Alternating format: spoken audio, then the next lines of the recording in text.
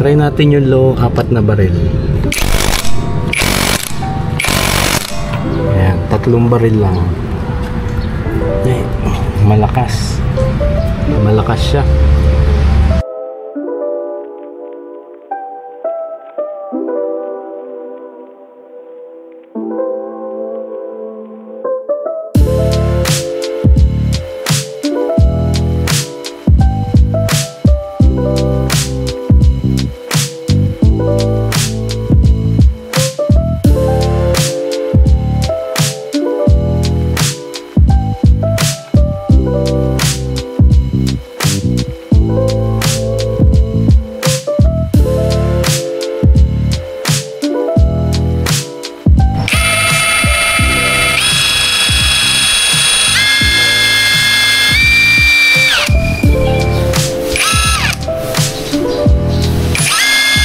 So what's up mga ka-adventure? Ito, we're going to unbox yung order natin. Dumating na from Inco Store sa Lazada, no? Ito yung model nyo, CIWL 12050. 500 Newton meter siya. Ayan. So excited na akong buksan to at i-unbox. So samahan nyo ako. What's in the box is ito. Meron na siya adapter na kasama, then clip, tapos batteries and charger, tapos 20 volts siya. Ayan. So let's unbox this mga ka-adventure.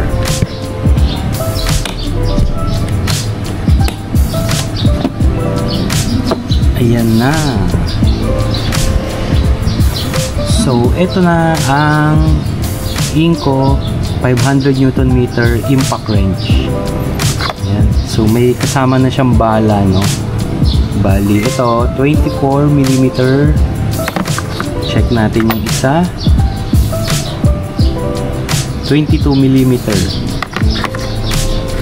Then yung pangatlo 21mm. Ayan. So 1/2 yung chuck pala niyan. 1/2. Let's check yung battery. Ayan, 20 volts na pala siya, no? Tapos 4 amperes. Ayan, so mahaba-habang gawaan to, no? Ayan, no? Diba? Then dalawa na siya. Akala ko isa lang yung kasama sa package. Dalawa pala. So ito, max share na siya, no? 4 ampere. So magagamit natin itong isang battery dun sa pag bumili tayo ng, for example, drill tsaka mga blower. Ayan, kaya max share siya kasi pwede siya magamit sa ibang power tools ni Inco. Ayan, tapos may battery indicator na siya kung full charge or low bat. Ayan, diba? Then ito, manual. Ayan. Then let's check ito yung battery charger niya, no? So may libre siyang isang battery charger. Ayan.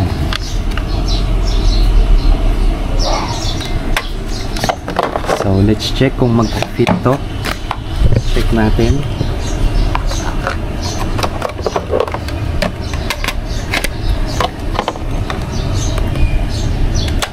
Ayun, fit. Diba? Ayan siya pag chinarge mo. Tapos yung battery indicator. Ayan. So dito na siya. Then ito, may kasama siyang clip para isasabi nyo sa pantalon nyo, sa cinturon. Hindi ko pa siya nakakabit at ayan, in-unbox lang natin to. Then let's go dito sa may impact wrench mismo.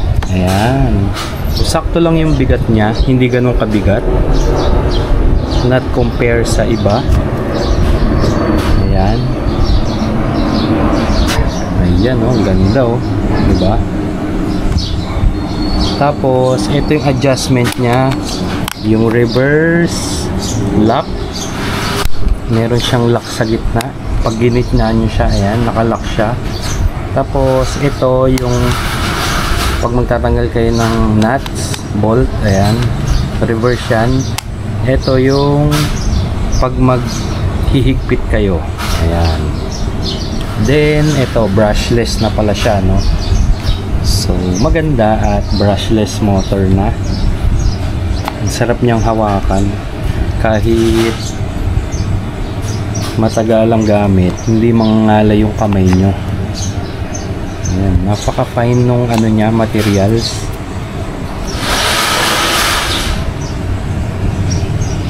So try natin ikabit yung battery.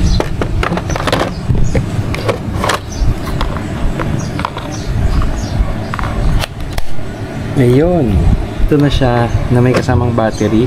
Medyo bumigat na siya nung may kasama na siyang battery, no? Tolerable naman. Hindi ka naman gaganon at mabibigatan ka. More on pababa siya or paganito. I-check natin to. Andito yung control ng battery. Ayan, kung nakikita nyo, tatlo yung charge niya, no? Diba? So malalaman nyo kung low bat na kayo or full charge. Ayan, let's check dito. Ang ganda ng pagkakagawa, oh. Parang rubber siya, brushless.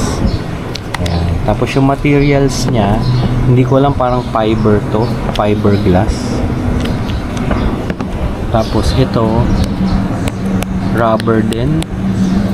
Ito metal. Ito rin yung chuck nya, metal din. 1/2 pala to, no, yung chuck nya. Ayan, tapos may nakalagay na industrial. Ayan. Tapos ito 20 volts 4 amperes.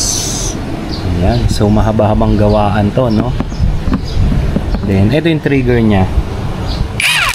So let's check nga pala ito. May mode siya, no? Kung nakikita nyo, naka-high siya. So yan yung high nya. Tapos may control pa kayo dito sa trigger. For example, ayan, diba? Tapos pag giniin ko, meron pang isa. Yun ang sagad nya, no? So may control siya, may mode siya dito na high, medium and low. Tapos depende rin sa trigger nyo yan. Pag diniin nyo, yun yung pinaka max nya. Try naman natin yung medium. Ayan, dapat i-press nyo siya para ma-select nyo yung mode. Ayan, sa medium tayo. Ayan yung pinaka low. Ito yung gitna. Ayan. So yun yung sagad nya ng medium. May control pa rin kayo dito sa trigger. Then dito naman tayo sa low. Ayan, ito na yung low settings. Let's check. Ito yung pinakamahina. Medium, high. Ayan. Pero naka-low siya, no? 'Di ba? So may control pa rin kayo dito sa trigger. Ito pala yung mode niya, no? Yung adjustment niya. Kung makikita nyo, meron siyang gitna. Ayan, no? Ayan, nakagitna siya. Bali nakalock siya, oh. Ayan. So hindi ko siya ma-press dahil nakalock siya. Good thing may lock to, no? Then pag ipipress naman natin papuntang kanan, ayan, yan yung panghigpit nya. Ayan, diba? Then pag ipipress naman natin siya papuntang kaliwa, ayan, eto naman yung pangtanggal niya ng bolts, no? Pangluwag. Let's check. Ayan. Then may mode pa to. Pag kinilik nyo siya dito, pag pinress nyo ng sagad ng pakaliwa, which is ito, ayan, ayan yung sagad niya ng kaliwa.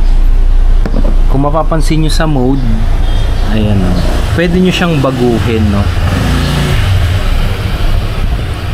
So yung mode nya, pag magtatanggal kayo ng bolts, may mode din siya. For example, ito, kung makikita nyo to, ayan, etong ilaw na to, pag pinress nyo yung mode, magtatagal kayo ng bolts. Meron siyang features na naka high torque siya, tapos isang click lang matatanggal niya na yung tatanggalin nyo. For example, ito, ayan, for example ito, ayan, di ba umilaw siya? Pag umilaw na siya, tapos pinress nyo to, sandali lang to pero malakas to. Di ba? Nakita nyo? Ayan, kahit isagad ko na yung pindot, hindi na siya aandar. Ayan. So, maganda no yung features niya. So, pag magtatanggal kayo ng bolts, ito lang, puro ganito. Ayan.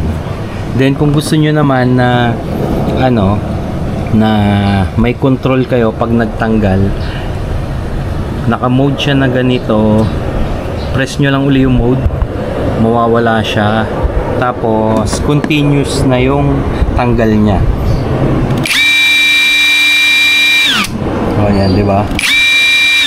Continuous. Pero pag pinress nyo itong mode na to at umilaw to, ayan, for example, magtatanggal kayo ng gulong, ideal to pag magtatanggal kayo ng gulong ng mga sasakyan, pwede yan. Press nyo lang to, tapos di ba? Malakas yung power niyan. So matatanggal niya agad yung bolts. Tetestingin natin to sa ating 4 wheels. So tara. By the way, bago ko makalimutan, meron rin palang siyang working lights ito. Kung nakikita nyo yun, ayan, may working lights na siya, no? Tapos nawawala din siya siguro mga 1 minute or 30 seconds. Ayan, kaya yung battery is medyo makakasave ka sa battery, no? So ayan mga ka-adventure, tapos na tayo mag-unbox ng ating Inco Impact Wrench. Ayan, so hopefully magamit na natin to at maipakita ko sa inyo yung mga features niya, no? Ayan.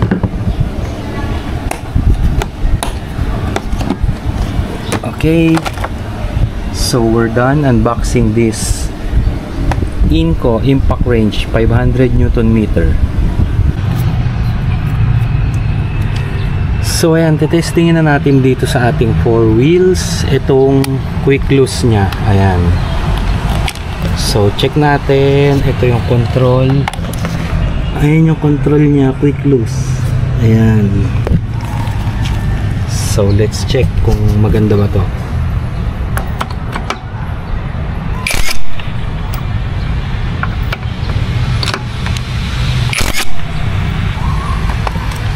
Tapos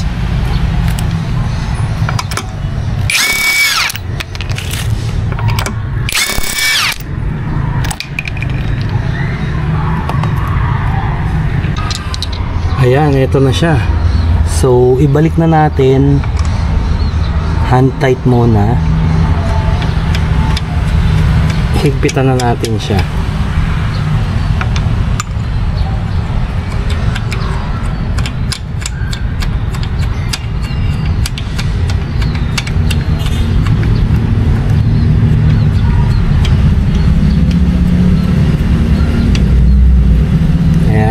Higpitan na natin gamit to. Ayan. Then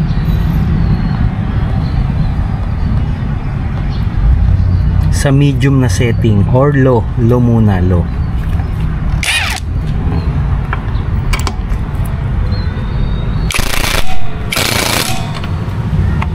Ayan.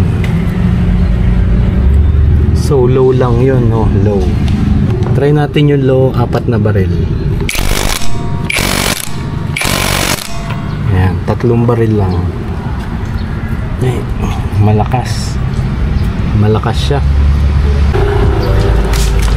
So ayan, na-testing na natin tong Inco 500 Newton meters na impact wrench.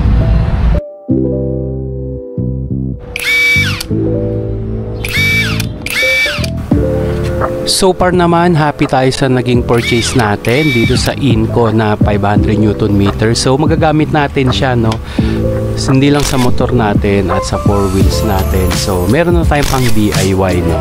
Ayan. So, sana nagustuhan nyo yung unboxing and testing video natin. So, please, if you like the video, please like and subscribe to my channel, J Adventure, para updated kayo sa mga upcoming videos pa natin. Ayan. So, hanggang dito na lang mga ka-adventure. Ride safe always and